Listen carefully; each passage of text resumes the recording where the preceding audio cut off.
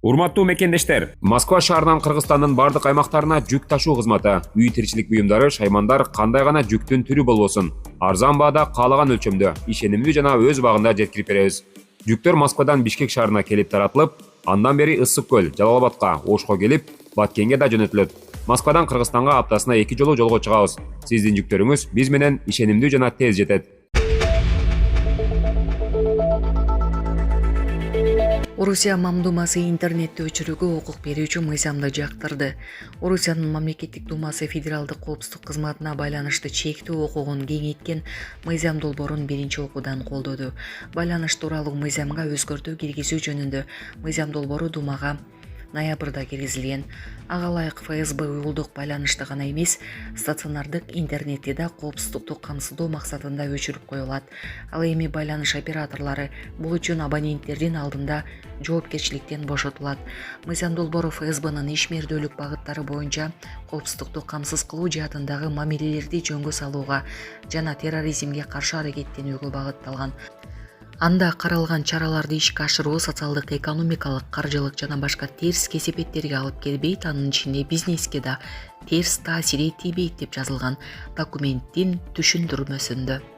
Мыйзам долбоору каралып жатканда Санарып министринин орун базары Иван Лебедев өзгөртүүлөр уюлдук операторлорго каршы көптөгөн соттук даттануулардан улам киргизилгенин билдирди. Ал ошондой эле уюлдук байланышты дрон чабуул учурунда да чектөө зарыл экенин айтты. Орусияда уюлдук интернет дрон чабуулдар учурунда чектелип турат. Интернет иши бүзгүлтүккө учуросу аймактарда гана эмес, Москвада жана Санкт-Петербургда байкалат. Бийлик чектөөлөрдү коопсуздук максатында деп билдирет. Интернет жеңиш парадына карата президенттердин визити учурунда жана парадка даярдык учурунда да өчүрүлгөн. Мындай шектөөлөр такси, жеткирүү, онлайн банкинг жана башка интернеттен көз каранды тармактардын ишин үзгүлтүккө учуратып, ишкерлердин нааразычылыгын жараткан. Булак Азаттык. Орусияда мигранттар кеңейтилген оорулар тизмеси боюнча текшерилет. Орусия өкмөтү эмгек мигранттарын медициналык текшерүүдөн өткөрүүдө каралуучу жугуштуу оорулардын тизмесин кеңейтет.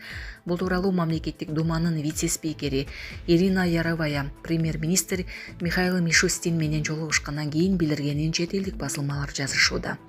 Анын айтымында сонун жаңылык, сиз билген жана ишенген Умбем клиникасы эми сизге дагы да болсо жакыныраак болду. Анткени бизде жаңы филиал ачылды. Андыктан келип, өзүңүздүн жана жакындарыңыздын ден соолугуна кам көрүшүңүздү сунуштайбыз. Биздин жогорку даражадагы дарыгерлер төмөндөгү адистиктер боюнча кабыл алат: стоматология, гинекология, терапия, лор, хирургия, педиатрия, урология, УЗИ жана башка адистиктер. Лабораториялык анализдин 5000ден ашуун түрү алынат. Жогорку даражадагы стерилизациялоо. Биздин дарек ВДНХ метросу, Кондратюка көчөсү 2. Телефон номерибиз 8925 103 22 55. Кабыл алууга алдын ала жазылып келүүңүздөрдү суранабыз. Умбем клиникасы. Сиздин ден соолугуңуз, биздин камкордук. Бул демилгени депутат өзү көтөрүп чыккан. Жолугушууда орусиялыктардын санитардык эпидемиологиялык коопсуздугун камсыздоо жана чет өлкөлүк жарандардын саламаттыгын көзөмөлдөө боюнча кошумча чаралар талкууланган. Бирок текшериле турган оорулардын тизмесине кайсы дарттар кошулары азырынча такталган жок. Буга чейин Ирина Яровая мыйзамсыз миграцияга каршы багытталган жана орусиялыктардын саламаттыгын коргоону көздөгөн 3 мыйзам долбоору мамлекеттик думага киргизилгенин билдирген. Ага ылайык мигранттардын медициналык текшерүүдөн өтүүдөн баш тарткан үчүн айып пулду 2 эсеге чейин жогорулатуу сунушталууда. Ошондой эле өлкөдөн чыгаруу чечими соттун кароосуна калтырылмакчы. Мындан тышкары медициналык кароодон өткөрүүдө ортомчулук кылууга тыюу салуу жана бул процедураларды жүргүзгөндөрдүн жоопкерчилиги күчөтүүдө каралган. Эскерте кетсек, 2021 жылы Орусияда эмгек мигранттар үчүн милдеттүү дактилоскопия жана медициналык кароодон өтүү тууралуу мыйзам кабыл алынган. Медициналык текшерүү мигранттын өлкөдө мыйзамдуу жашап иштеши үчүн зарыл. Ал текшерүү кургагучук, сифилис, жыныстык жол менен жугуучу оорулар, ВИЧ инфекциясы жана байыңзатка көз карандылык сыяктуу илдеттерди аныктоону камтыйт. Медициналык коротунду 3 айга жарактуу. Өзбекстан Орусиядагы жарандардын укуктарын сакталышын талап кылды.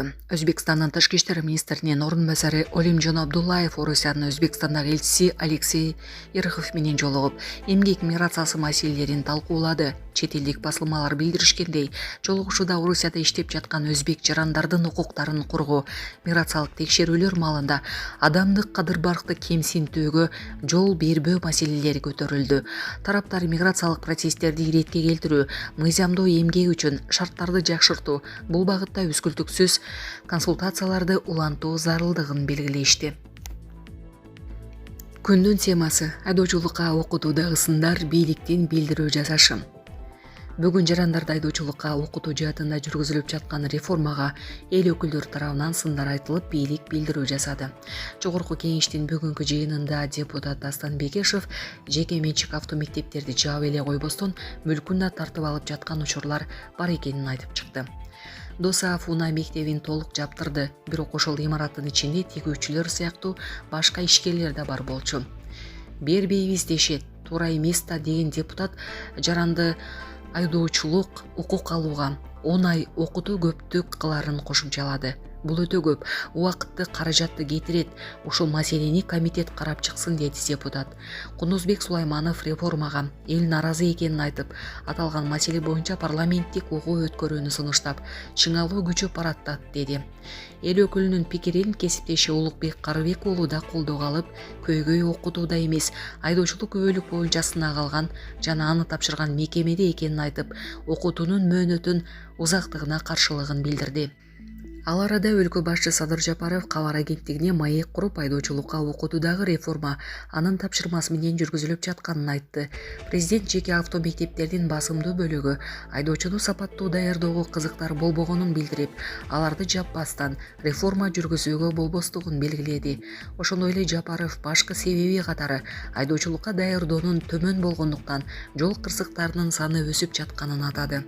Мамлекет башчысы узакка окуу пайдалуу экенин белгилеп, 10 айга окуу кымбатка турат деген маалыматтар манипуляция экенин айтты. Жапаровдун айтымында ушул жылдын сентябрь айынан баштап мектептерди жол эрежесин окутуу боюнча сабак кирет. Өлкө башчысынын билдирүүлөрүнөн көп узабай эле президенттин маалыматтык саясат бөлүмүнүн башчысы Тайырбек Орунбеков айдоочулукка окутуунун баасы 19 000 сом болорун билдирди. Ал бирок практика учурундагы күйүүчү май сыяктуу чыгымдарды окуучулар өздөрү көтөрүшөрүн кошумчалады. Белгилей кетсек, 14 январда президенттин иш башкаруучусунун биринчи орун басары Бобек Салимжанов 2025 жылдын декабрь айында В жана С категориясындагы айдоочулук күбөлүктөрдү алуу боюнча жаңы окуу программасы бекитилгенин билдирген. Анын айтымында В категориясын окуунун мөөнөтү 10 айды түзүп, жалпы 480 саатты түзөт. Ал эми С категориясынын мөөнөтү 12 айга созулат. Булак Суперкейджи. АКШда кар бороонунан каза болгондордун саны 40-ка жетти. Акыркы күндөрү катталган АКШдагы катуу кар бороонунан каза болгондордун саны 40 адамга жетти. Бул тууралуу чет элдик маалыматтар жазышууда. Маалыматка ылайык каза болгондор Канзас, Арканзас, Кентукки, Мичиган, Огайо, Түштүк Каролина, Нью-Джерси, Техас, Луизиана, Теннесси жана Нью-Йорк аймактарында катталган.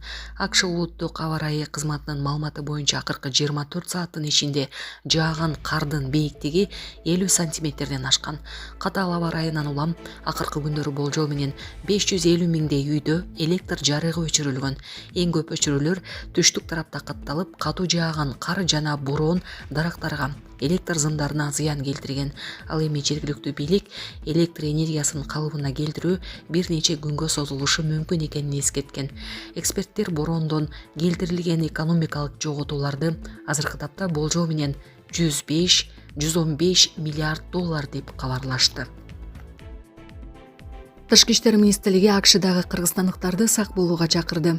АКШнын бир катар шаарларында улантылып жаткан көчүү демонстрацияларынын фонунда Кыргыз Республикасынын Тышкы иштер министрлиги өлкө аймагында жүргөн Кыргызстандын жарандарын өзгөчө этият болууга чакырды.